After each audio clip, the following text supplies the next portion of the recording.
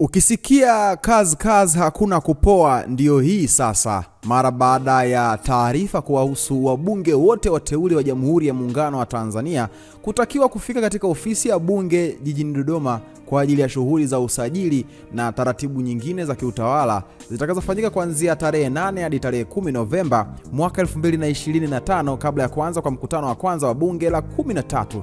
Taarifa ya leo Novemba 5 mwaka 2025 iliyotolewa na katibu wa bunge Baraka Leonard imeeleza kuwa wito huo wa wabunge wote wateule umekuja kufuatia tangazo la rais lililotolewa kwenye gazeti la serikali toleo maalum namba 11 la mwaka 2025 Novemba 4 lililoeleza kuwa kikao cha kwanza cha mchakato wa mkutano wa kwanza wa bunge jipya kitafanyika Novemba 11 mwaka 2025. Kwa mujibu wa taarifa hiyo, miongoni mwa shughuli zitakazofanyika katika mkutano huo ni pamoja na kusomwa kwa tangazo la rais la kuitisha bunge, uchaguzi wa spika wa bunge la Jamhuri ya Muungano wa Tanzania na uapisho wa wabunge wote.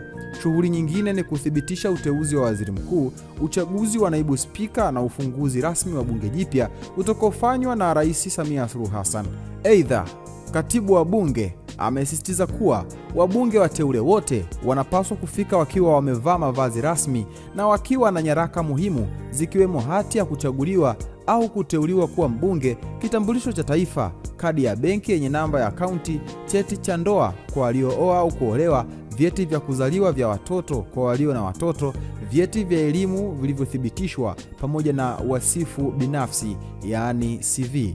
Hii ni taarifa kwa wabunge wateule kuripoti bungeni mapema iwezekanavyo kwa mujibu wa taarifa rasmi. Hii ni VOT Media. Wakati wote sisi tumechangamka. Hamasa ni kuendelea kusubscribe katika YouTube channel ya kwetu. Subscribe, like, comment, share kwa ndugu jamaa na marafiki ili siku zote wasiweze kupitwa na taarifa zote muhimu ambazo zinakuwa zinatoka kwetu.